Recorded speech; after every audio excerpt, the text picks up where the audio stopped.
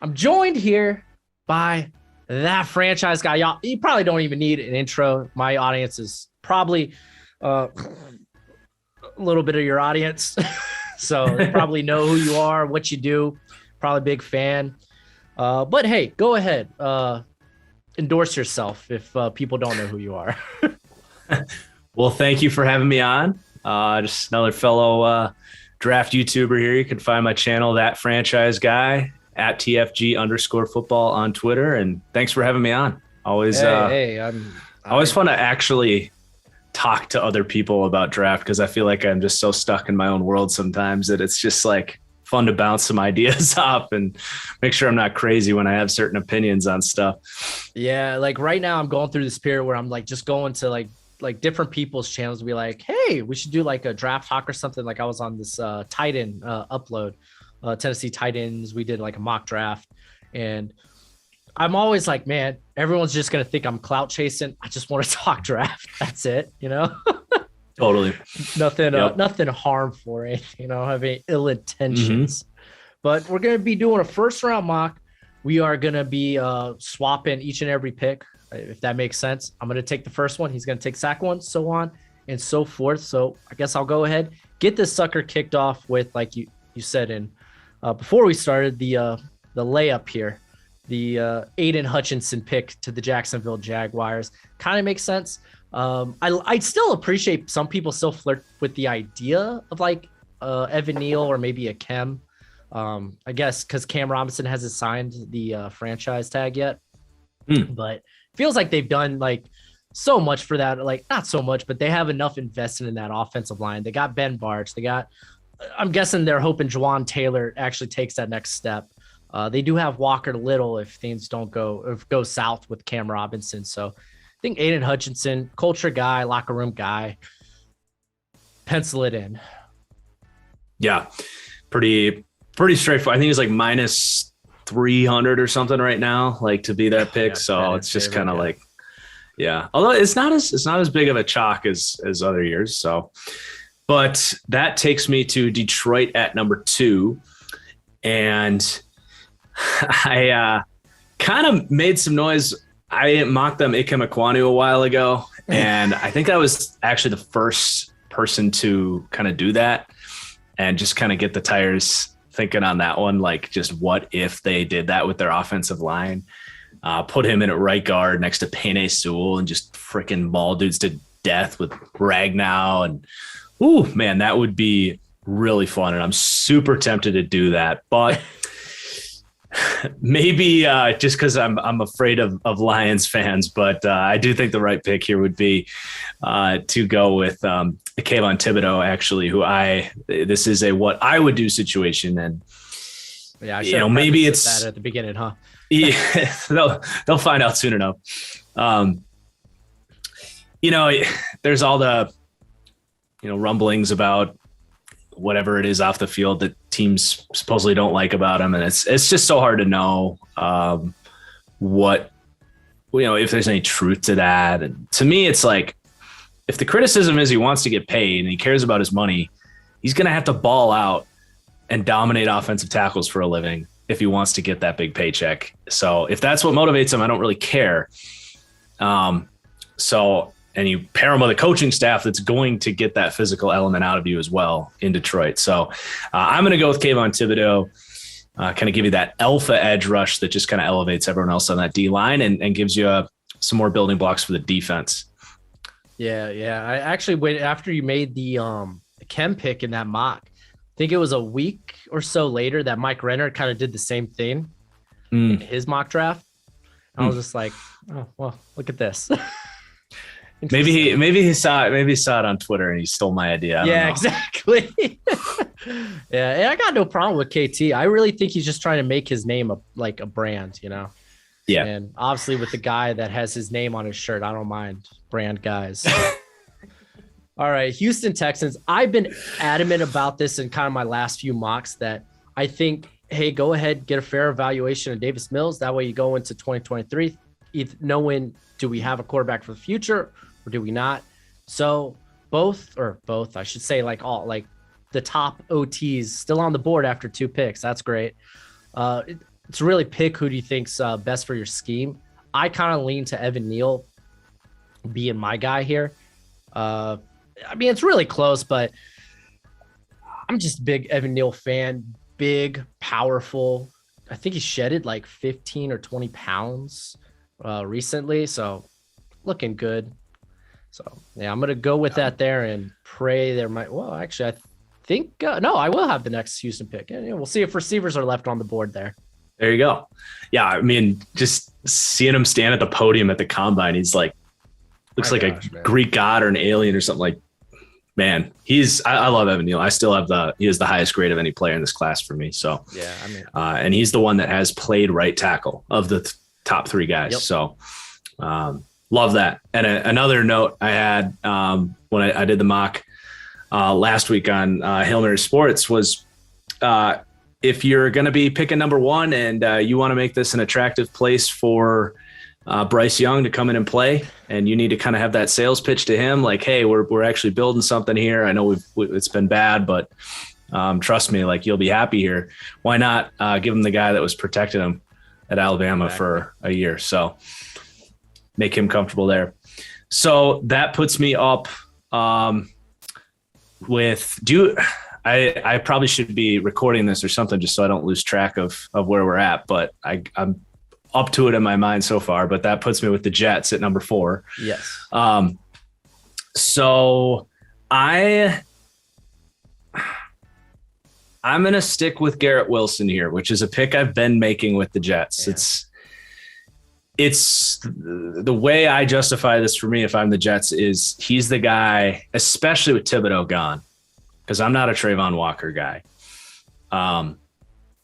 He's the guy that I would hate to lose out on at number 10 out of all these guys. And I think there's a risk that someone else could come up and get him. Atlanta could take him at 8. You never know. But the Jets have been calling Tyreek Hill. They've been trying to get all these other receivers. They want a true number 1 wide receiver that can separate on all 3 levels, not just to help Zach Wilson, but just in that offense. If you look around the league, the Shanahan style systems, they have that go-to guy that they can scheme up the route that's going to get open if he runs it well. And that's Garrett Wilson to me is the guy in this class that has the highest upside at the position, but also the highest floor to me to be able to do that on day one. So for me, he's the guy I don't want to miss out on at number 10. I'm just going to take him 4. It's not like you're taking, for me, it's not a reach. He's the number 5 graded player for me in this class. You don't typically see receivers go this early just because there's depth, but it's still an incredibly valuable position. So I think you're still going to get a comparable player at any other position at number 10 to what you'd be picking here, but I can't guarantee that I get Garrett Wilson. So we're going to grab him. Oh yeah. No, I don't disagree. I love Garrett Wilson. It may not sound flashy at 4, but again, you got, Atlanta pick in there. And do you really want to like bet that he's going to be on the board there at 10? He's just so wonderful after the catch. And like you said, like, I think he's probably, I don't want to say, I'll say it. I think he's the best route runner in this class. Mm-hmm. Like, at least the most creative. I like his shimmy. I like his shake. So smooth too. I know. Golly, He's so good. Giants. So I always try to big brain this. I say big brain because it's like you got the Panthers pick in there, and it's like, what the hell are the Panthers gonna do? Are they in on like a Pickett, or I think they meet with Malik Willis this week? Like, Are they in on a quarterback, or will they go with like a tackle? Because OT or left tackle, that's still kind of a big need. Don't know necessarily how they feel about Brady Christensen. Does he kick inside? So it's like, I'm just happy at this moment that there's still 2 good tackles on the board, and Kem and Charles Cross. I particularly like Charles Cross quite a bit. I think he might have a bit of a learning curve coming from Mike Leach's system, but regardless, like he's got the tools. So I actually feel a bit better at this point, maybe like just taking someone that's not a tackle. And now I'm just trying to like narrow down to big brain it. Big brain and narrow it down. You know what? I think I'm gonna go with Sauce at this point. Okay. You know, I guess it's kind of like wait to see if James Bradbury gets moved. Even if he doesn't, like cornerback depth is so valuable in today's NFL with just how volatile the position is in general. So yeah, I think I'm gonna grab Sauce right here, right now. Like I would also consider Derek Stingley. I think his pro day comes up this week too. But yeah, you don't have the injury concern. So well, and maybe, you know, even if Bradbury's not moved yet, because it definitely sounds like they want to get either younger, but definitely cheaper in that cornerback room. But, you know, maybe after day one, you're able to find a good trade partner. Someone missed out on a corner that they liked in the first round. You can move Bradbury then now that you've got Sauce. So yeah. I think it makes a lot of sense, and definitely the scheme fit there with the press man abilities. Like just plug them right in. No questions asked. And they have a ton of slot guys on the roster. They do, yeah. Really just Adoree Jackson and Bradbury that can play the outside. Mm-hmm. So that's true. Okay, I get to pick for Carolina. Yeah. Man, I just have a really strong gut feeling that they're going to take Kenny Pickett here in real life. And I think we should pick Kenny Pickett here, even if it's not what I would do. I think just to kind of keep this in line. Yeah. What do you think? Should I make the pick I would make, or? Golly. So like, as you're saying, predictably, yeah, Kenny Pickett kind of feels like he's going to be the Panthers, but golly, I hate Kenny Pickett in the first round so much. Like, I know. It's not that I hate the player. It's just I feel like in the top 10, you're looking for a guy with like a huge ceiling, you know, and that's just not Kenny Pickett. Like, yeah, if you're picking Kenny Pickett, I feel like you're a team that should be ready to compete now, you know? Yeah. Well, let me spin it this way. In the sense that it's what I would do if I'm Matt Rule and I get the voice. Job. Yeah. This is maybe the one thing that could potentially save my job. It's not going to be Malik Willis. I promise you that. Especially, you know, they missed out on Armstead, that tackle in free agency. If you're not taking a tackle here, congrats. I waited 2 long days for that to happen. So, yeah, if I'm Matt Rule, I think that's why he's going to go Kenny Pickett. That's why I feel that way. I think he thinks he's the best quarterback that can be the Panthers quarterback to save his job. And I think that's why they're going to pick him. And that's my sales pitch for why I'm going to take him here, even if it's not what I would do. I mean, it really just comes down to who's making the call. Is it going to be Rule? Is it going to be who is it? Fitterer? Fitterer is the GM, and then Fitterer. Tepper. Yeah, and I always look at that name. I was like, Fitterer? It'll be a big. I've always liked David Tepper, but just the way things have played out there the last couple of years, I've lost a little faith in his kind of football prowess to kind of oversee all that. So if they don't take a quarterback here, I'll have a little more faith in Tepper to be like, look, like we don't need to reach on this class borderline second round quarterback. Yeah. Like, and then you get stuck with them and probably don't take one next year. Like exactly. that's another added opportunity cost of drafting a quarterback this year, is if there's one really good one next year, you can't really justify taking them. Yeah. So I think with this pick, feels a bit easy. I'm going to go with Chem. They want to help Daniel Moore get a fair value. Did I say Moore? Daniel Jones. There we go. DJ. But help DJ. I'm going to go with Kem Ekwonu. Big fan of his. Worst case scenario for a Kem, he ends up sliding in at probably like left guard in the future if things don't work out at tackle. So yeah, it's offensive line help. It's what they need. Let's get an evaluation of Jones. Gives my boy Matt Peart a chance to potentially win a right tackle job. I loved him coming out, man. I know. I thought I honestly thought he was going to be a Patriot. I had him mocked one time. Like I think the Patriots were like at the back end of the first, and I had him mocked there. I was like, gosh, he just feels like a Bill Belichick guy, you know? Well, when I was down there in Mobile and Belichick was standing right behind him all 3 days, like just watching Matt Peart, like totally. But they didn't take him. They must have found something out about him.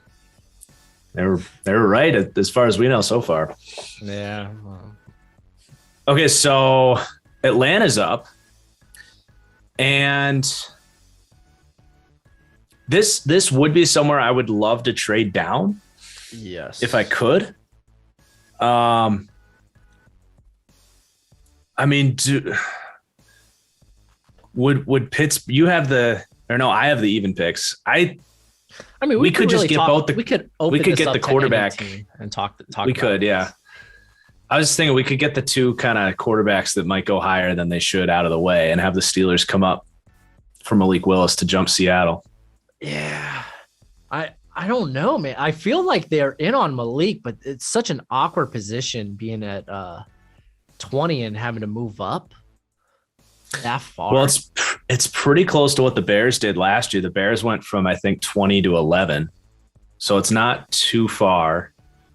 You probably have to throw in an extra like 4th or a 3rd, but yeah, I really do think with Pittsburgh, they believe they can get the ceiling out of Malik Willis. I think they know in that division they have to hit on a superstar with Deshaun and Lamar and Burrow. And they also know they're not going to suck next year because they haven't had a losing season in years. So I think you just take the chance and you move up. You go first, you give 20 a first next year, and I don't know, maybe a 4th this year. Yeah, because I mean, I do feel like Pittsburgh thinks they're probably pretty close. It looks like they're comfortable with their offensive line. Now add in, was it James Daniels? They added James Daniels. They gave Chukwuma Okorafor like $30 million, which makes no sense, but they did it. Yeah, and it seems like they like Dan Moore. Mm-hmm. Yeah, man. Yeah, no, I think I'd have no problem with that. And for Atlanta, I love getting picks next year to navigate the draft. And yeah, you're going into the year with Mariota as your quarterback and no wide receivers. It's you're in a rebuild, and you're still paying for Matt Ryan. So yep. No, totally. All right, so we're doing. I'm just doing this in the simulator. I'm on PFF. Shout out, by the way, because I think they added where you could trade players now, right? They did. Yep. That's wild. It's insane. All right, so we're gonna go with what, the 20th, the 84th. Would that be a 3rd? Yes. Yeah, we'll do that. 2 firsts and a 3rd. I think that probably makes sense. Yeah. Or how about a 3rd next year? How about Atlanta's just like, we just want next year picks? Oh yeah, that would be fun. Yeah. All right. Okay, let's we got Malik Willis here. All right. Very nice.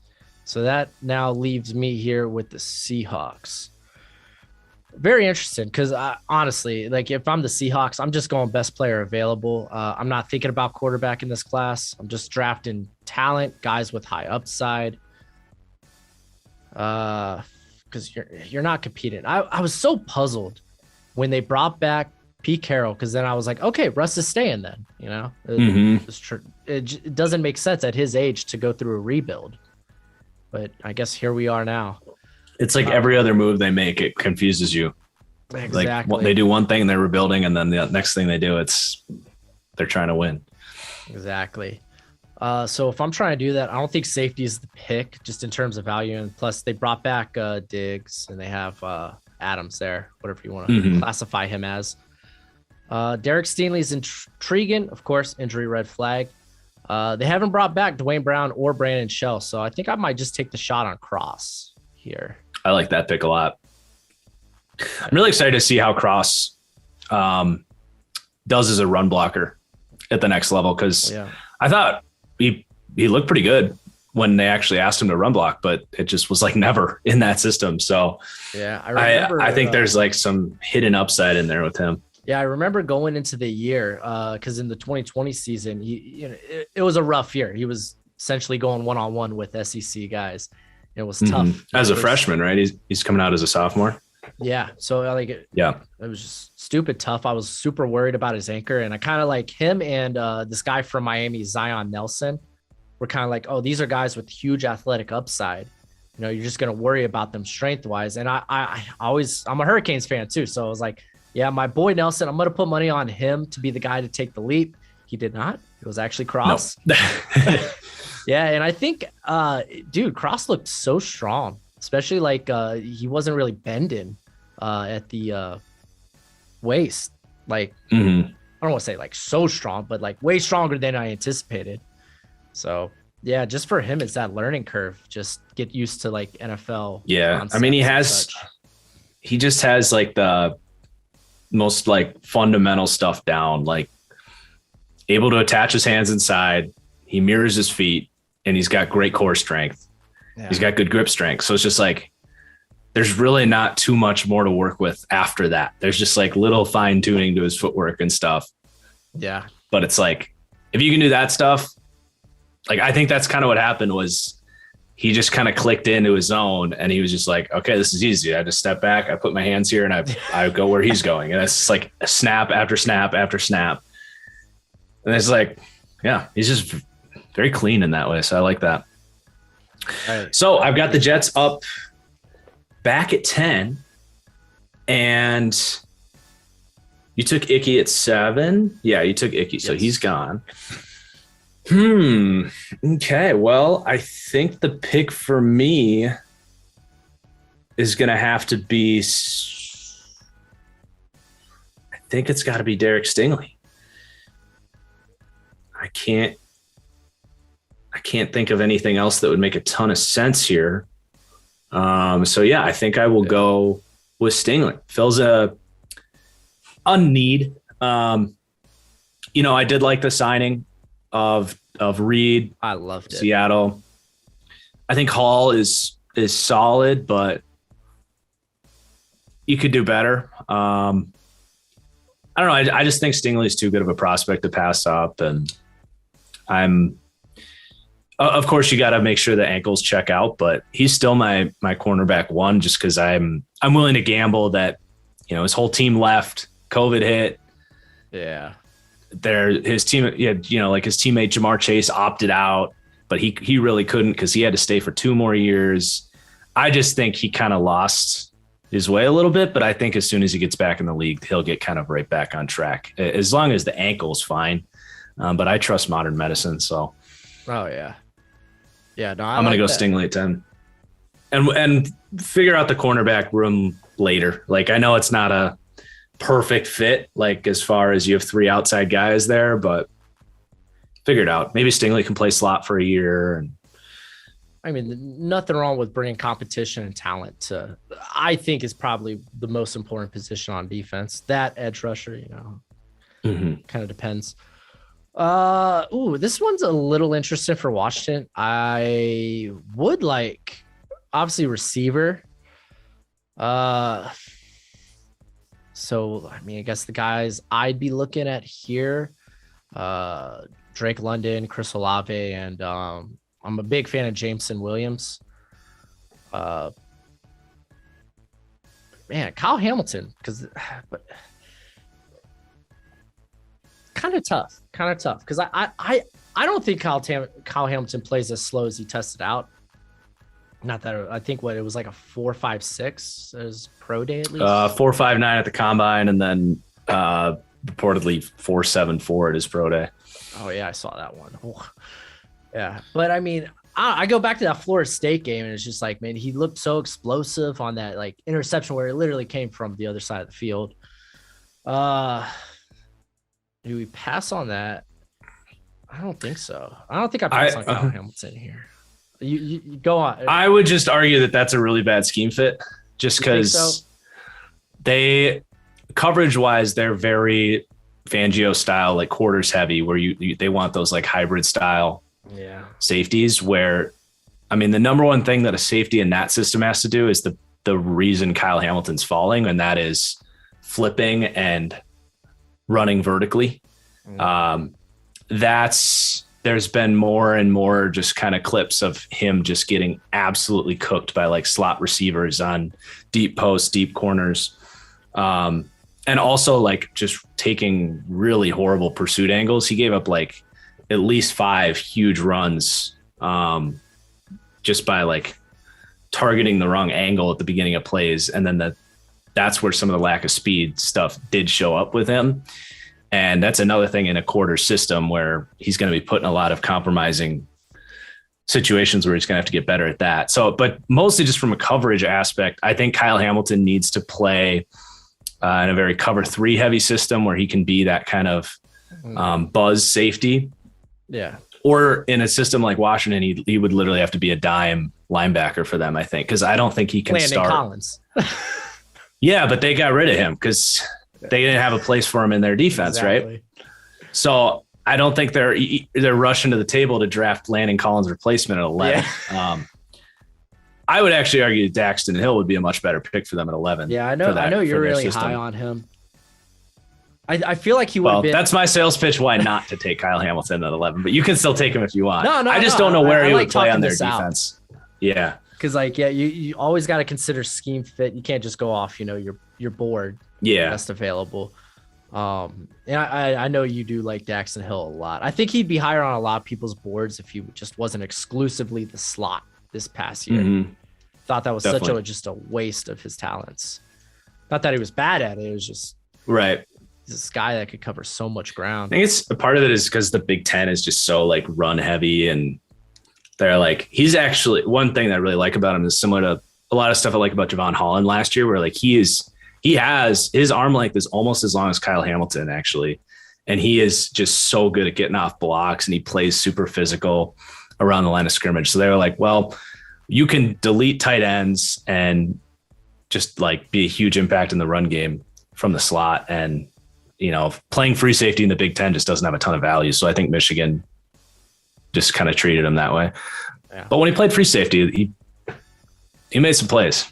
He made some plays. I'll say that's where his ball skills were like on display. I felt like in the slot a lot, he was more so not really making a play on the ball, but more so just like halting the receiver. Yeah. Mm-hmm. But man, yeah. What about not to totally make your pick for you, but what about Trent McDuffie? I love Trent McDuffie. I do. I really do. Oh man. Yeah, because he's very versatile in what he can do. Oh man, I'm stuck. Yeah, because I think if I were to go receiver here, I might opt for like a Chris Olave, who could be I think he's gonna be a high end number 2 in the league. Like people just look at him and it's like, oh man, there's this guy with burns. It's like, this guy's very polished. He's an Ohio State guy. These guys can run routes well. Oh yeah. And I think he can do that very well. I do like Trent McDuffie. And I know like, I'm curious, have you gotten like the hate in the comments for Trent McDuffie? Do you see that? Like, I haven't, I did see one guy in my top 10 corners video. One guy I think said, like screenshot this, Trent McDuffie is the biggest bust in the draft. I did see that one. I saw it once, but no, I haven't gotten any pushback on him at 3. Really for the most part. Yeah, because that's where I have him, man. I just see, oh great, we're grabbing a slot corner. It's like, what? No, dude, he was a wonderful athlete. Just how he understands like route tendencies and concepts. Just wasn't thrown at because he was legit shut down. It's just, that's such a stupid argument too, because people don't realize like, okay, so he's gonna play. If he's your starting slot corner, he'll probably play more snaps than like Chase Young will. Yeah. So technically it's a starting position in the NFL. So yeah, like, and the Rams took Jalen Ramsey, put him in the slot. Yeah. The Packers next year are probably going to take Jair Alexander and put him in the slot. Because I mean, that's probably especially in a quarters heavy system, that star nickel corner is like, it's probably the hardest position in that secondary to play. Yeah. So it's the argument that and he can kick outside and be an outside corner once, it's not like Fuller and Williams are going to be there forever. So yeah, you can kick him out and play outside if you want. But I think we do that then. Trent McDuffie. I just made the pick for you. Yeah, basically. Yeah. I don't know what it is in my comment section. It's like, I don't know if you're a wrestling fan, but there's like this. No, okay. So essentially everyone hated John Cena in wrestling at some point. Really? Okay. It was like Cena wins, we riot. That's kind of my comment section. Draft Trent McDuffie, we riot type of mentality. Like he's always there for the Vikings. And I'm just like, dude, that's the pick for the Vikings if he's available. Oh yeah, dude. I don't think the Vikes would let him go. Well, and the other thing about like drafting a receiver there, I think you totally can, but I'm just not ready to give up on Diami Brown that quick. Golly, I'm just not. I loved him last year. He was a top 50 player for me last year. You spent a top 3rd round pick on him, and he had Taylor Heineke throwing him the ball. Like, let's give him a second, and he's super young coming out. So let's give him a second year. You have Terry. You have hopefully Curtis Samuel coming back. You got a good tight end room. Like, you can absolutely add a receiver, but then I got crap on Twitter when I threw Kelvin Harmon's name out there. Apparently they've forgotten he existed. But I mean, I think as a 4th wide receiver, if he can get healthy, I think he's an option for you. So, I think you could draft a receiver there, but I think Trent McDuffie, before they made the move player. Of Carson Wentz, because I'm actually pretty high on Sam Howell. I like to take in Sam Howell at that pick. It's like, hey, you invest put him back. Yeah, Diami Brown, run it back, man. That's when he was at his best, when he had Diami. Absolutely, man. Those guys had a chemistry for sure. Yeah, rough year for Howell. Maybe 2nd round. That's what it sounds like. Okay, Minnesota is up. Situation now for you and definitely, because now they did just bring Patrick Peterson back, so they have 3 starters now at corner at least, because they have Dantzler. They signed Green Bay's slot corner, who's just miserable, but he's going to start. Yeah. Okay, miserable's harsh, but like, I mean, he's a dime safety that had to be upgraded to slot corner, and just they were very willing to let him go. He's not a good cover corner. Yeah. So it's still a need for sure. Not quite enough probably for me to reach on a guy here at corner.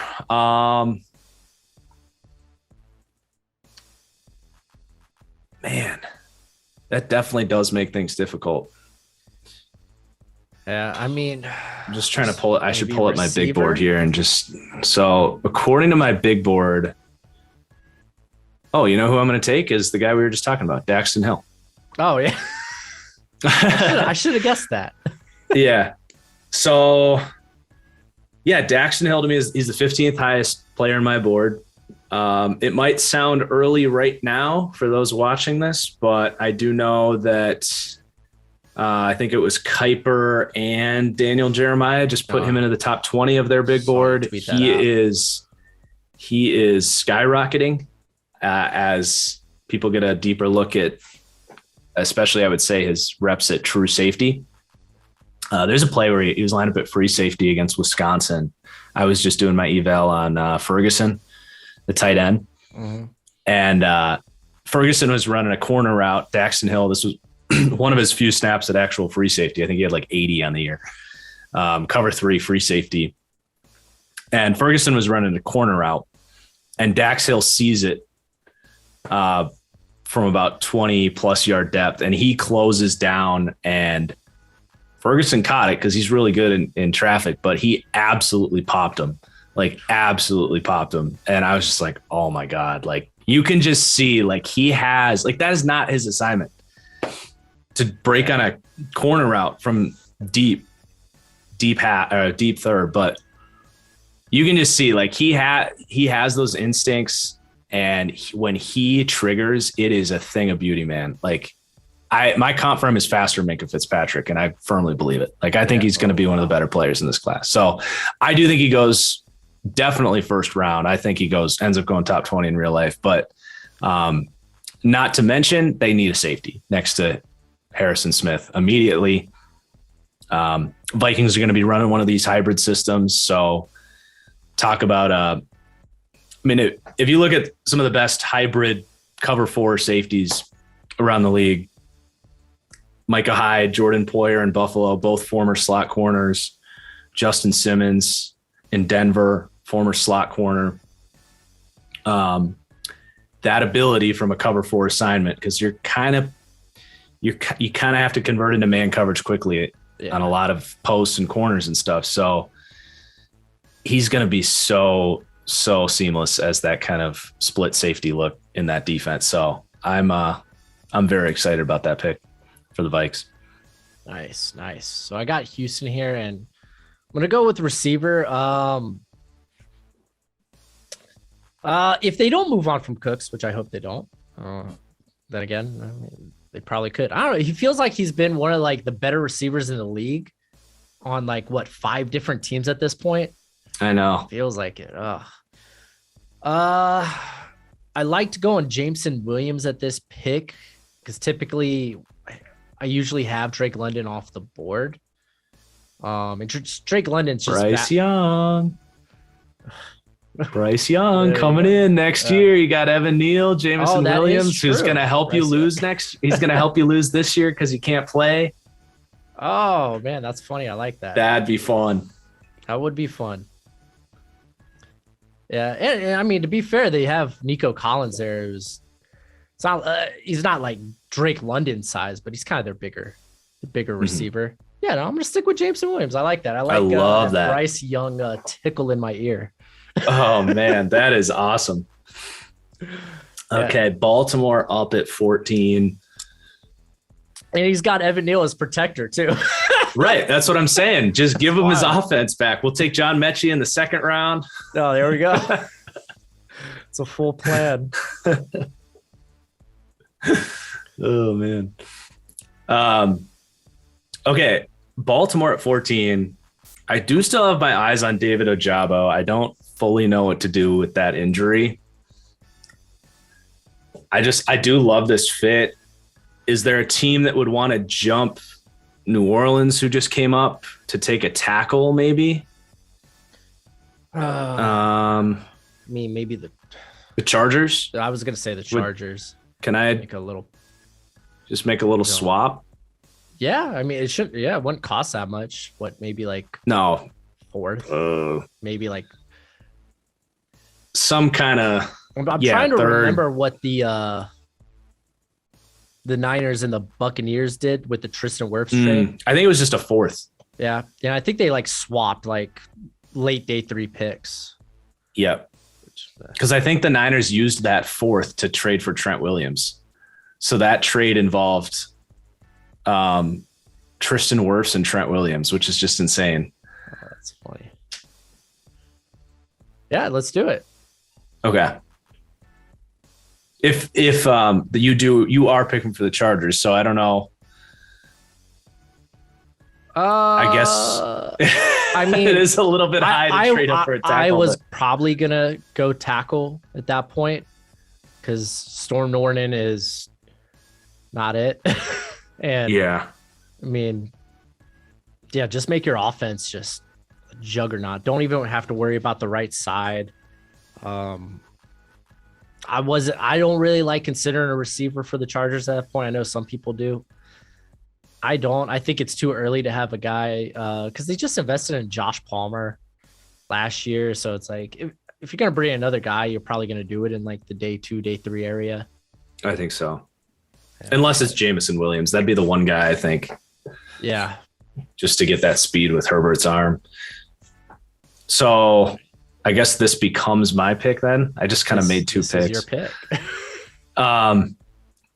Well, I guess we're taking Trevor Penning then, which I can live with. It's still a little high for me, but I do think he's better. than your next option, like pretty clearly. Because Raymond would be my next guy. And yeah, I think Raymond can get there, but Chargers want it now. And yeah, I'm going to take Penning because he's not going to make it. I don't think he's going to make it past New Orleans. Yeah. Or at least I'm afraid of that. And it doesn't cost you much just to kind of lock him up. So, I mean, it's got the traits. Like laterally, he looks amazing. It's just, he's unpolished. Freaky athletic scores. Yeah. Yeah. I remember like just going back and like watching some of him is just like in pass protection. It's just, it feels like he moves a lot, but it's a whole lot of nothing, it's like purposeless. Yep. So like, yeah, I saw him literally, it felt like he was dancing in place while guarding nobody. He leaves himself open to inside moves a lot, but that's something you can easily coach up. Yeah. All right. Eagles. I was really, or is this Saints now? No, Saints got 16. Okay. Yeah. 16 and 19. So this one is the Eagles, in fact. And I'm just going to go be sure of that. I mean, that's what it says in the simulator. It's such a weird trade, man. It was. I mean, again, from a Saints perspective, like the Saints perspective, yeah, it's 16. I just feel like they think they're there now. That's why they made the move to invest in this class. There's something they see that they like in this class. But the Eagles, I mean, this could be a spot for Kyle Hamilton. In Gannon's defense, I think that would be nice. I think they brought back Anthony Harris on a 1-year deal. Yep, they brought Harris back. Yeah. And just other options like could go with the receiver here. I guess, yeah, depending on what the Saints are going to do, you might want to go with the receiver, but I think I feel good about with both like two receivers I really like, one of them making it to the 18th pick. So I'll probably go with Kyle Hamilton. Yeah. I think that's a good fit for him. I think they could find a use for him. They're a lot of zone. I like Hamilton a lot better in zone. Yeah. Than in man. I mean, he can man up tight ends. He can absolutely man up tight ends, but it's the quicker dudes that I was really worried about. Yeah, that was one of my little because I'm redoing my stuff for my draft ranking, so I'm like doing a new overlay. I'm trying to jack as much information as possible on there. Love it. Yeah, I know. It's so time consuming. It's great. But yeah, that was one of the things I know. I was like, man, it's just a little iffy. But like you said, with the quicker guys, and I feel like he's very aggressive too. He's very aggro in both as a tackler and in coverage. I'd agree with that. Okay, so now it's the Saints at 16. Correct? It is, yes. Okay. Can confirm. All right. For Ian Rappaport. Well, this is way too early to take any other tackle for me, even if that's what they traded up for. And again, I have no idea what the hell they're. Yeah. Like, are they in love with like Desmond Ritter, who's getting a lot of hype in the last few weeks? I just don't know. I thought things have gotten quiet with Ritter, or at least compared to some of the I've seen Matt Corral get a lot of love recently. Yeah. I think nothing from Sam Howell. Like I Sam think Malik Howell, Willis, like, literally Malik Willis got all the hype. Yeah, Sam Howell. Well, Sam Howell will be like in 2 weeks. He'll get it. Yeah. But yeah, Malik Willis got it for like 2 months, and then a little bit of Corral. I have been hearing some Desmond Ritter buzz. That's good. Good. He was a guy I was slow to like. I didn't like him going into the season, but I feel like the Alabama game, and like he had a lot of guys drop some balls, but he can make some special throws. And like even when he is wildly inaccurate, he's not putting the ball necessarily in harm's way. Mm-hmm. So. Oh man. I actually need to look at like the Saints. I know we need a receiver, but like Is there some other like glaring problem on this roster that I'm not seeing? The defense feels pretty good. How's their corner room? They got a Debo, Lattimore, Roby. Oh, did they bring PJ Williams back? Yeah, they did that recently. So the interior defensive line. No, they got Tuttle and Onyemata. They bring Tuttle back too? I thought he must have been a exclusive rights free agent or something. Yeah. Yeah, well, I guess we're going receiver. I do like how Olave. I'm going to go Olave. I like how he fits in. Hair as the Ohio State boys.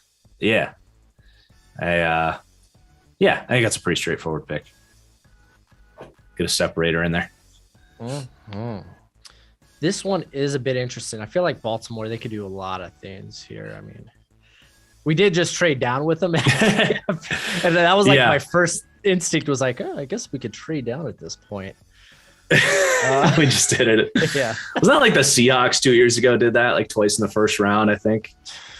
And they ended up picking like 14 times and whiffed on like every pick. I think so. Yeah. that has been the Seahawks though in the draft, just whiffing. Mm-hmm. Yeah, because I don't think they go offensive line here at all. Like,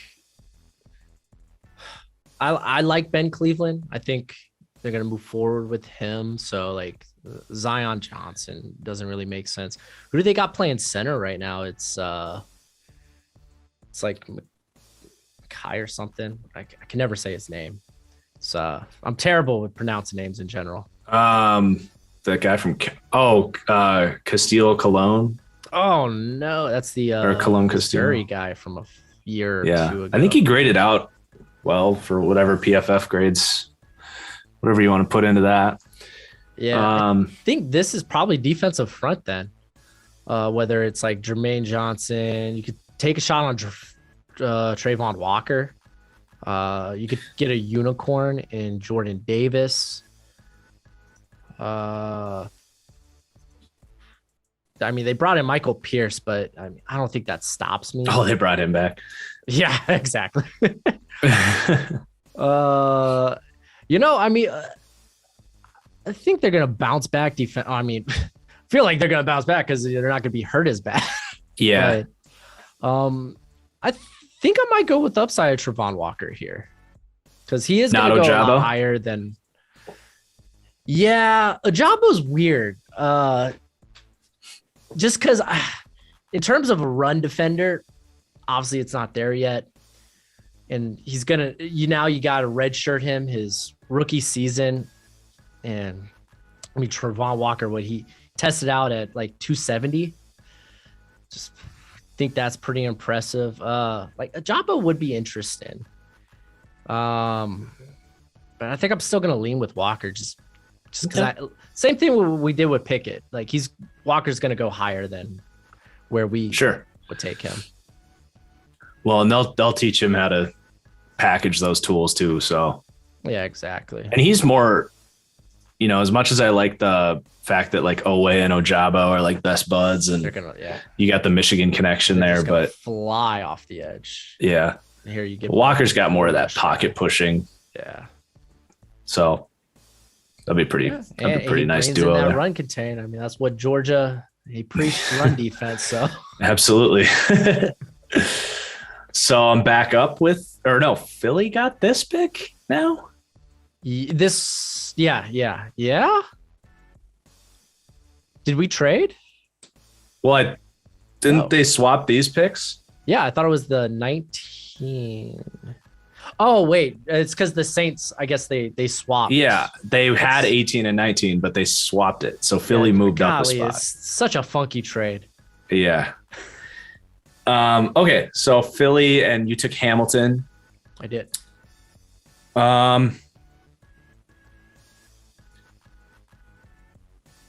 Is their second corner spot still a disaster?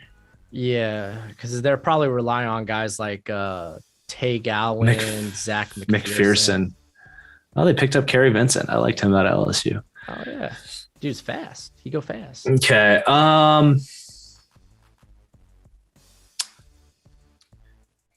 I'm tempted to.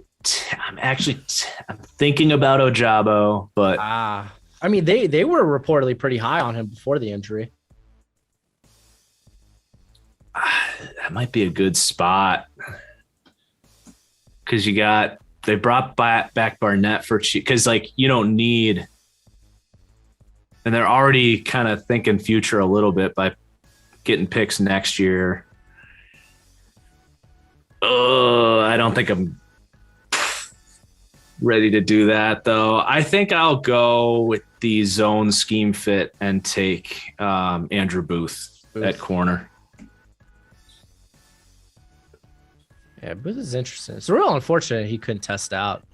Yeah, I would love to see him see what he could run. I think he could have potentially surprised like low 4.3s. Yeah. I just don't know for sure. There were some plays where he had some really good makeup speed. Yeah. Because he reminds me a lot of Eric Stokes, actually. Just the way he plays. A little bit tight, like transitioning, but long speed and acceleration definitely stood out. And zone instincts were pretty good. All right. I got the Saints here. Olave. Okay, so it's not receiver. I'm not gonna. I might consider Ryman here because I actually like Ryman. I think he's a bit more pro ready than probably the consensus. And if anything, the guy's only been playing tackle for like 2 years, so the learning curve I don't think is nearly as bad as some people make it out to be. And he would be playing his natural position, left tackle. I say natural. The guy just started playing tackle 2 years ago after being a tight end. I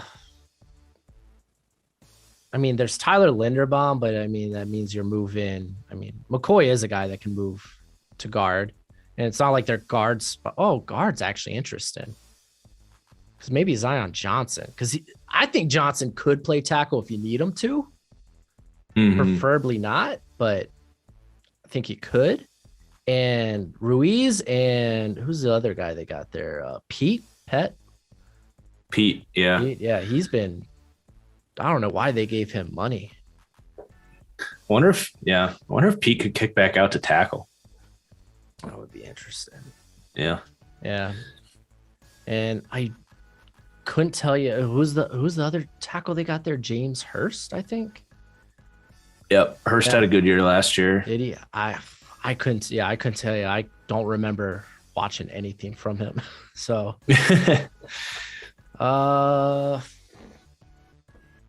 I think that's why this pick is just so weird for me. Yeah, I think I like Zion Johnson here. Okay. Yeah, because I feel like the defense is fine. They brought Marcus May. I think I don't know if they're going to keep Chauncey Gardner-Johnson in the slot or if they move him to safety with Jenkins retiring. I think that may be a possibility. That would make sense. Yeah, I mean, Lewis Sane would be a fun pick, but I don't think or PJ Williams either way. Oh yeah, that's right. Yeah, PJ's pretty flexible, but Lewis Sane. Yeah, I don't know if I take him this high though. Yeah, that's why I just don't get trading 2 future picks for this. Like, yeah, exactly. They're like, you're so high on these guys that you had to give up your draft next year to get one of them. Like, couldn't you have moved up in the second to get like a similar caliber guy? I hate it. I hate everything about that trade. I think they threw away a second in 2024. They gave up some 2024 pick. I'm like, wow, okay. Yeah, I think I'll go with Zion Johnson. I think that's a bit interesting. That is interesting. I mean, he's the best player on the board for me. Yeah, Zion's pretty darn good. I liked him at tackle in 2020, but I like when you're guaranteeing that he won't be protecting Tom Brady in your division, so that's good. Yeah. Yeah, I really think that's his floor because I don't see people really go real high on Zion Johnson. And honestly, I think about like around the 15 pick, I'm going to start considering him. Just considering positional value. Good. You got a contending team, so. All right. So pick Falcons. Yeah, we traded down. I'm going to take David Ojabo then. That's easy. Redshirt him. Yeah. You're not playing for tomorrow. No, that's like such an easy pick. Anything to help me lose now and win later. Not to mention they desperately need edge, and he's a stud. So yeah. I think they just brought in Rashad Evans. I saw that. Yep.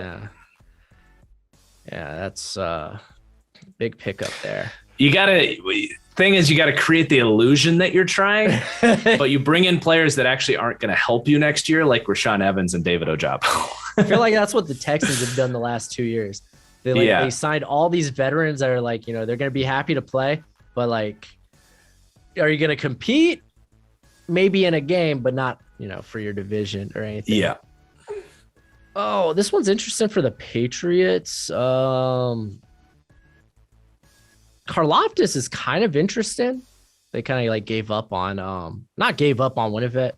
I feel like he was just kind of in the doghouse after year one with Bill Belichick. Devin Lloyd is, he's not my top linebacker, but I think he's an interesting fit if they want to like get like a similar like Dante Hightower guy with that length and that pass rush upside.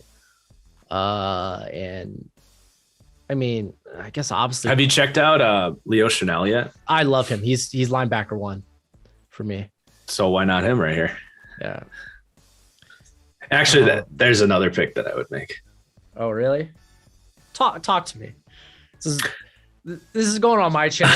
They hear me all the time. I think I would probably go Kyer Elam. that was the other name I was gonna put up there. Okay.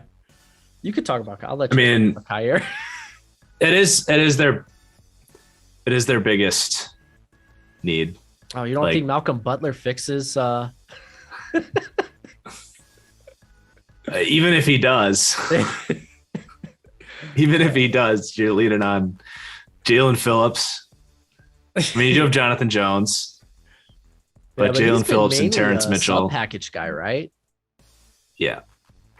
So I do love Kyer Elam. I feel like this year, like I don't know what it was. Like I do know what it was. It was penalties, but I feel like typically he's pretty good at using his hands and not getting called for it. Just I guess it came back to bite him this year. But yeah, he's a little grabby. Yeah, but I mean, I feel like it's easier to teach someone to be less physical than more physical. Mm-hmm. It's just like if someone's not physical, it's not in their nature. So it's going to be tough teaching them that rather than be like, oh, calm down, reel it back. Yeah. I do love Chanel, but I think I love Lloyd's length. Actually, what is Chanel in terms of length? He's got his length is his one knock. Yeah. I think he's only like 31. But yeah, it's not terrible. It's not terrible. Yeah, man, just how he tested out was insane, man. Because like he was real protected in coverage. Hitman Sanborn at Wisconsin, but like when you test out like that, it tells me you're not going to be as big as a liability as I initially thought. He's just typically this isn't the linebacker I go for. I'm more of a physically speaking, he's almost identical to Demario Davis. Oh, that's interesting. Yeah. Who ran like a 4.5. Demario Davis ran a 4.5 in like 2010. He was the OG. He was the OG like super fast big linebacker. Now there's one every year. Yeah. On a side note, because I know this guy's not going to go in the first round. I don't know if you got around to him yet. How do you feel about Brandon Smith? Have I finished? I know I have done his eval. Hey, you don't have to. I know you haven't done your linebacker video yet. You don't have to lay it all. Well, right now he's 10th, but I think when I get a little bit deeper, someone will pass him. I have a 4th to a 5th round grade on him. Weaknesses, slow diagnostic ability and triggers slow against the run, is reactionary in zone coverage as opposed to proactive, isn't as strong as you'd hope for such a big player, which shows up in run defense and when he blitzes. And he's a bit tight when turning and running in man coverage. So I don't know. You can see like the speed and stuff, but I think it's also like post hype, like Micah Parsons syndrome too. Like, he's not Micah Parsons. He's not even close. Yeah, I definitely think he's like more a project because like this year was his first year, playing like a traditional linebacker. He used to be an overhand guy. And I think a lot of that was hesitancy in the run game. He's used to trying to blow up receivers coming down and making a play on the ball. It's a little different when you're facing a 300-pounder. But yeah, like I don't mind him there in the like maybe early day 3, late day 2. But yeah, I don't know why his name popped up, but yeah, I'll go with Chanel. I think it's Chanel. I love it. I absolutely love it. Yeah, he would do everything for them. Yeah, I don't know. I had this last year. I had this same reaction to like is it Pete Werner? Yeah, Pete Werner. Okay, yeah. I always say Wiener, and I'm like, I know it's not that. You idiot. Pete Wiener. Yeah, because I was like, man, I don't know about this guy. I'm typically a coverage linebacker guy, which hasn't really panned out really in the NFL for a lot of guys. But I was just like, I don't know. I think he's limited in coverage, and then he tests out way faster than I thought he would. And I'm just kind of getting a flashback with Chanel, and just like, I don't know if I want to. I got to reevaluate how I evaluate the linebacker position. I know it's tough. I think it's the hardest position to evaluate. I think definitely. Yeah, right. Just a lot going on. Packers. Okay. I get the pack, huh? Well, Traylon Burks is still there. So send her in. That's probably my favorite other than Garrett Wilson. I think he's my favorite from a scheme fit perspective. Just the Shanahan style, crossing routes, find creative ways to hit him in stride and let him go to work after the catch. I think he can show a little bit more as a vertical threat with Rodgers throwing him the ball instead of that number 1 for Arkansas that was just horrible. Mr. I think it's KJ Jefferson or something. Yeah, that sounds right. I wanted to go and do one more Burks game before the draft just because I haven't done that since the 4.55. I thought he would at least be in the 4.4s. I do know that his GPS, he had the fastest GPS tracking of any player in college football last year, like over 22 miles an hour or something, which would have been Tyreek Hill's fastest play. Oh, so like his top speed is definitely, it shows on film. Yeah. But yeah, I want to take another look at like his route running and stuff because I think his stock has definitely been falling, and my low comp for him is Laviska Shenault. So I think that is a possible outcome. But I do think in the right system and with Aaron Rodgers, you're probably going to get something closer to AJ Brown. Yeah, I mean he was AJ Brown was actually kind of like my comp for him, like less polished AJ Brown, but yeah, it's just how Arkansas used him. Like he was mainly in the slot and really asked only to run a handful of routes, like different routes. But like how similar is he to AJ Brown coming out, who fell to the second round? He ran a 4.5, which wasn't what everyone wanted to see. And, the criticisms were, oh, he's not this polished route runner. He doesn't win as a vertical threat as much as you like on the outside. Like he's going to have to be a big slot. But in a system that's always in 12 personnel and play action shots and all that stuff, like that's where he's going to be in his comfort zone. Yeah. Back when the Dolphins had a pick, he was typically, like my guy I really knew he wouldn't fall there, but like I'd have no problem trading up for him. Just because I think he'd be a good fit for Mike McDaniel, and then Tyreek Hill. So I guess it is what it is. You can't complain. Yeah, exactly. Arizona Cardinals. I think it's easy probably to go Karlaftis here, just with Chandler Jones gone. Let me see who else is on the board before I just jump the gun. I mean, you can make a case for Jordan Davis here because I don't think they really have anyone on that interior. It was a Corey Peters is kind of like their nose guy for like. Yeah, I think Peters is gone now, right? Is he? No, yeah, I'm not positive. I know he's up there in years, so it won't surprise me. I mean, having that board felt pretty well. Yeah, it's nice to have pretty well options. Yeah, I think I'd rather roll the dice on the unicorn. I think Karlaftis, he's going to be a good player. Like what he does, I think translates well to the NFL. It's just not like a premium upside. I mean, we could go Drake London and just throw jump balls all day. Just throw jump balls. I do like how he fits with Kyler. I think skill set wise. Yeah. Like I think. Yeah, I mean, they got to keep him happy, I guess. I think I'm gonna go with Jordan Davis. So, I like that a lot. Nice little put him there. Get JJ Watt as a mentor. Exactly. I like that a lot. Okay, so Dallas? Yes. Yeah, Dallas. Okay, I think I would probably take Kenyon Green here. Yeah. I like Kenyon Green a lot. I do too. I'm so sad he got so much like hate after the combine. I mean. Yeah, I mean he plays athletic, he's powerful. He's got everything you look for in pass pro. I don't see a whole lot of holes in his game. Yeah, same. I was pretty high on him. Actually, I want to say throughout the season. And I mean, this is a good spot for him here at the back end of the first. Yeah.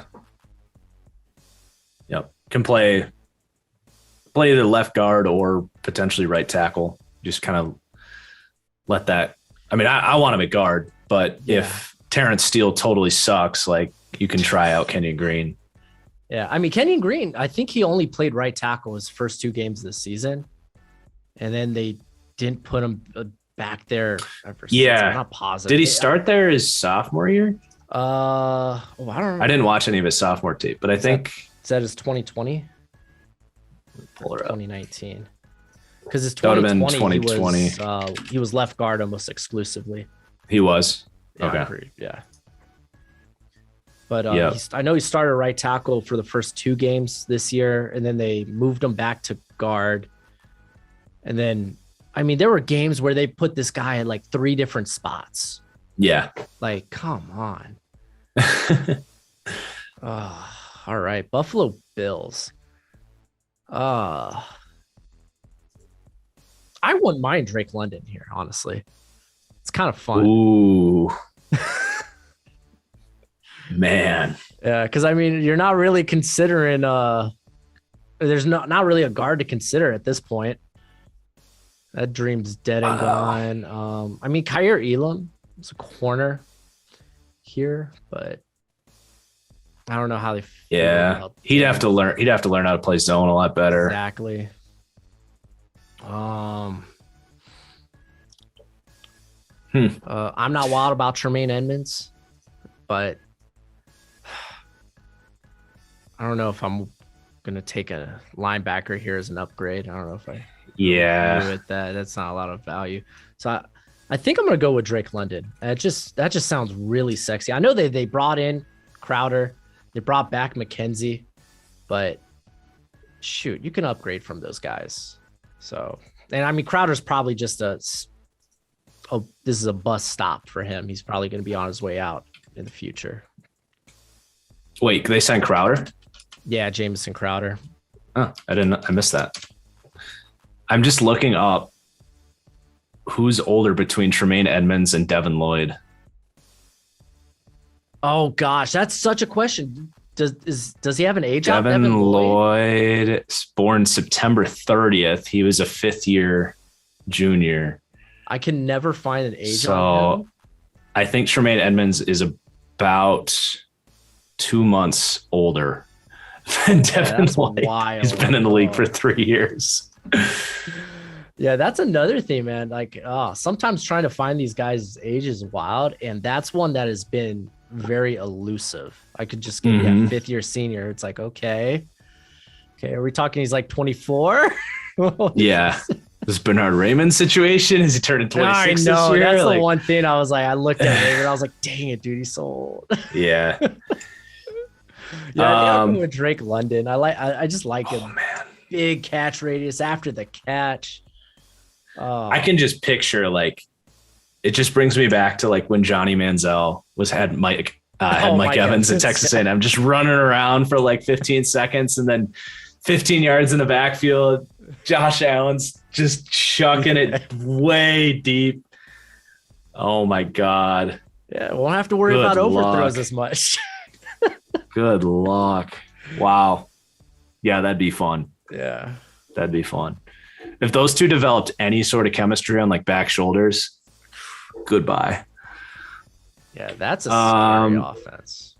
Yeah, that'd be terrifying. Tennessee. I'm going to pick something other than quarterback for them.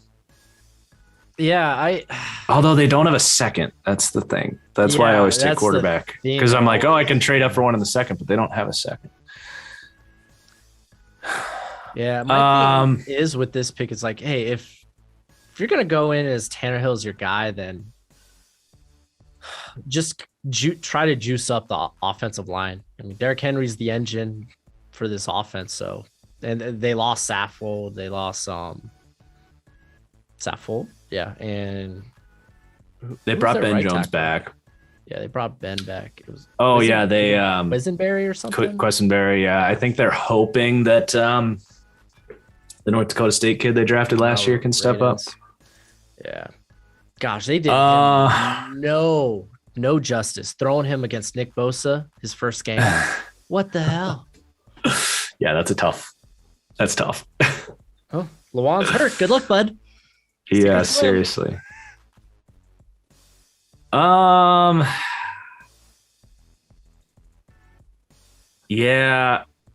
I like this team. Like, their roster's pretty good. I think this is the right time to draft a quarterback. I really do. You don't have a second round pick. Like, I mean, honestly, yeah, the quarterback value here is not bad. I mean, it's back into the first. I think Corral is my pick here. Yeah. I think in that system, he's got a chance with his release. I think he's more accurate than Howell, more consistently accurate. I think Howell can throw a better ball. Yeah, I was gonna say I think Howell's probably like the more accurate deep ball. Like I think he throws with such good touch.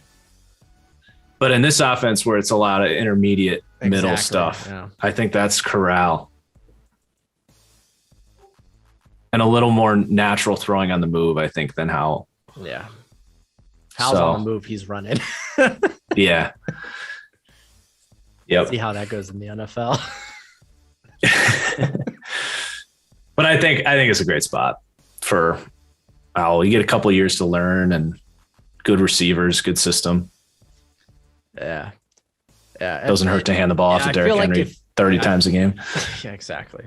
Yeah, I feel like if Zion Johnson or Green were available, exactly, a little bit different, but yeah. I thought about Linderbaum for sure. That would have been my other pick, but I just feel like he's center only. Yep. And you have Ben Jones, so yeah. He's been extremely consistent. And the Bucks. So Devontae Wyatt, super fun here because I don't think Sue's back. Right? Yeah, I don't think Sue's coming back. Sue's not back yet. Yeah, and probably won't be because they still got to take care of Gronk. Yeah. Yeah. And I mean, even if he does come back, you can upgrade over William Golston too. So. You could upgrade over Ndamukong Suh. Yeah, this later stage of his career, absolutely. Oh, yeah, I think that's a pick, man. Wyatt's great value here. Yeah. It's going to be interesting to see how these interior guys, where they go. I don't know what's worse. if they got Wyatt or if they got Zion Johnson. I don't know what's more scary. Yeah. I mean, that pass rush. If I always struggle with his name, the Washington kid that they took last year. Joe Tryon, and then he added another part of his name now. Tranka, yeah. If he gives them anything, God, that would be a terrifying rush. Yeah. That's why I'm always hesitant. Like, people talk edge this pick, and I'm like, I feel like they're kind of set with Barnett, and then Tryon, I think, takes the next step. Yeah, I think they could do it, but there's other positions that make more sense. Yeah. All right, Green Bay. Yep. Okay.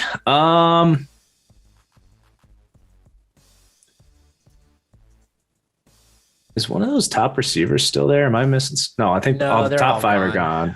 Yeah. Unless you like Watson, Moore, Dotson. I mean, I love the idea of Watson here. For sure. Be a nice MVS replacement. I think I'm going to mix it up here. I am going to. You did go Burks at 22 as well. Yeah. I kind of like how the receiver board's falling. I feel like I'll be able to get somebody else at 52 or whatever I have, 48 or whatever it is. I'm actually going to take Tyler Linderbaum, and I'm going to move Josh Myers over to right guard. Yeah. And make Elton Jenkins my right tackle. All right. It's not bad. How do you feel about wide Myers? Zone scheme fit? I know he was hurt last year, but he impressed me in run blocking. I think when he came back at the end of the year, he actually looked really big and strong. I'd rather have Linderbaum as my center. I think. Oh yeah, absolutely. I think he has a better. He's better as that kind of signal caller at center pre-snap. That's my big thing with Myers. Is when he came back and they took the guy that signed with the Bears. Can't think of his name right now. Lucas Patrick or yeah, Lucas Patrick. Once he stopped being Ricky the center, Bobby, the two first names. the blitz pickup was not the same, especially in that Niners game. They just looked kind of unprepared, and I don't know how much to point towards Josh Myers, but that followed him at Ohio State. Honestly, was the reason I didn't like him was he just seemed to always let guys go right past him and just block air. So I think at guard, I like him at guard a lot. And that O-line, you can talk me into an O-line of Bakhtiari, John Runyon at left guard, who had a really good year, Tyler Linderbaum, Josh Myers at right guard, and Elton Jenkins at right tackle. You can talk me into that line for sure. You get all the help for Aaron Rodgers. Oh, if he's helping making the picks, so those would be the first two offensive picks. Since 2010 in the first round. Yeah. Yeah, man. Packers have drafted interestingly the last few years. Just all defense. I mean, they did go all offense in 2019. First 3 picks, I think. Yeah, was it Josiah Degara or what? Oh man. I was revisiting my draft grades. I'm going to be doing a video on that. Oh yeah, I do sometime those for the soon. Summer. I'm going to hold off, I think, for the summer. Yeah. But I gave that draft an F, and I think that's aged appropriately. Oh yeah. Well, and the beauty of it is I like still gave it an F. Take there. Well, the beauty of it is I gave it an F, but I did say I hate all of this, but I still think AJ Dillon's going to be a monster for them. So at least I covered the one good pick they made. I covered my ass by saying he reminds me a lot of Derrick Henry. Yeah. Man, geez. When it comes to running backs, it's like people always throw like their stats, like look at the production we got. It's like, cool. How'd that help you win the game? Could you get that production from maybe a host of guys? Exactly. Like, yeah. It's like, don't tell me it was great value. You're not going to tell me like, I loved Najee Harris last year. I love Travis Etienne too, but like, you're not going to tell me that those guys were valuable for your offense. Right. I think second, third round is the sweet spot. Like if they're good enough, I don't mind it. But the other thing with that AJ Dillon pick was like, okay, you got to let Aaron Jones go. You have to trust the guy you. Yeah, I mean, you got to trust that the guy you draft is actually good. If you're going to spend a top 100 pick on a running back, better be damn good. And he was damn good, but they still paid Aaron Jones for some reason. Yeah, I mean, you would think you'd want to get as much as you can on that rookie deal, because you don't want to pay running back value or running back contracts. Well, and they would have gotten like a third or fourth round comp pick back for Aaron Jones, because apparently Miami was prepared to give him I know. I was so happy $50 million. I like Aaron Jones, but I didn't like what like projected contracts I was seeing. I was like, oh, please don't. Not with our offensive line. We have so many. Oh my God. It would have been a disaster. I know. That would have been like Zeke status. Bad. Golly, yeah. Hopefully not give him as much. I think I'm going to go Jermaine Johnson with the Chiefs, by the way. I love it. Yeah, I think that's great value. Like I like Jermaine Johnson a ton. He's got legit steel beams for arms. Like he's so jacked. Oh yeah, he's rocked up. Good leverage. Yep. Day one impact. I like that. Oh yeah. And then I get to pick again. I think wide receivers become an overrated need for the Chiefs. I mean, they've literally. I look at that group and I kind of like it. At it. Yeah. Juju, MVS. You still got McCall. Yeah. They could certainly do it, but I definitely don't think you have to here.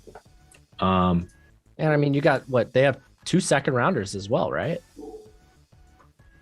Mm-hmm. Yeah. So Elam's still there, right? Yes, he is.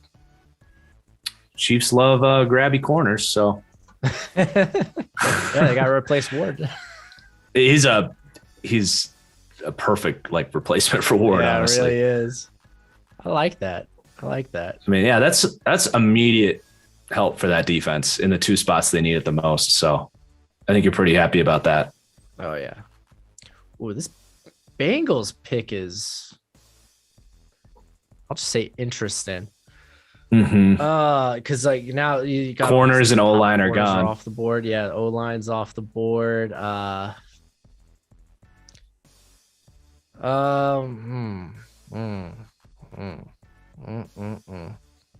George Karlaftis, like the value of Karlaftis, it's like it's tough passing on value at this point. But it's like it's just funny because necessary. He's so similar to Trey Hendrickson. It's funny, know, but you could have two. You have 2 of them. He's an upgrade to Hubbard. He's an upgrade to Hubbard. Yeah. Yeah, but I mean, they've invested so much in edge with like Osai. They brought in Cameron Sample. I don't think they've got a replacement for Ogunjobi. Because I mean, their rotation. Those guys got a lot of snaps. I think Ogunjobi was like over 500. Jay Hill got a lot of snaps. Reader. They did draft Shelvin last year. I like Shelvin. Oh, that's right. The LSU cat. Yeah. Because I'm not going to lie. Like, Travis Jones would be interesting here, but yeah, golly. But they have 3 nose tackle types. Yeah, I don't think Travis Jones necessarily has to stay there, though. I think he moves pretty well. Yeah. Wonder if Sample can kick inside next year, too. Yeah, I liked Cam Sample last year. Was it Sample? Cam Sample? Yeah, I know he was like 270 coming out. I don't know if they've had him beef up a little bit.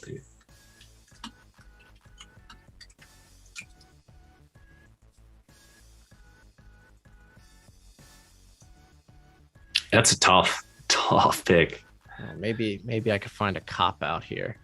They got him at 274, so he could definitely. I think he could even play Ogunjobi's role, honestly, as like the third down D tackle. Yeah, So that's where his best snaps were. Cop out, right? What do we think about a trade up here? I mean, why not? Yeah, exactly. Because I mean, maybe a team like the Bears, like they see receivers going off the board, they just go ahead, jump in the first and snag somebody. Not that sounds sexy at all. It's not like you're picking one of the top 5 guys, but I mean, you're getting the first grab on that next tier of guys. Yeah. Oh man. Yeah, because I imagine with Detroit, Jacksonville, they just have so many holes. I would hate to. They do. I just don't know if I want to give up if I'd want to give up the draft capital if I were them. All right. This is so hard. This is terrible. What about the Jets for Karlaftis? Ooh, that would be interesting. I was also thinking the Falcons, since they just got all that draft capital. I mean, yeah, come back in. I say all that. I mean, they picked up next year picks, so.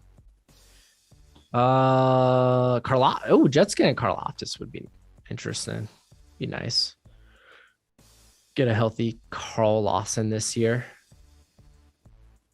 And I mean, it's not like you have to give away a lot of value to move up 4 spots. Right. Anyway. You'd move up. Yeah. They have 1 million picks in this draft. Yeah. So what, maybe their 5th to move up? I think it would just be because they pick again in 4 picks, right? I think it would. Do they have a late 4th? Do they have a comp 4th? Otherwise, they have 111 and 117, and then 146. I think 117. Yeah. Okay. I mean, they don't need all those rookies. They have all these picks. I mean, really, yeah. He'd be a good rotation with Lawson, who you just don't want. You don't want playing a lot of snaps. Yeah. And who else did they have out there? I can't think of their line. Well, they have John Franklin Myers. Oh, that's right. He's basically the line in general. He could play anywhere. Right. So yeah, you can move all those guys around. He'd be a good. Karlaftis would be a sweet fit there. Yeah, and they got Bryce Huff, the former. I think it's Buffalo or Memphis. I can't remember, but he's a good he's the only active NFL player that follows me on Twitter. Wait, really? Yeah. Oh, that's funny. Because I was hyping him up in the draft. I was tweeting at the NFL how the hell did Bryce Huff not get a combine invite? This is BS. And he messaged me. He was like, thanks for the love, man. Oh man, I got the Tay Gowan. That happened during the draft when I was live streaming. I was just like, oh wow, Tay Gowan's falling hard, and I'm nice. About it, yeah. All right, Detroit. Probably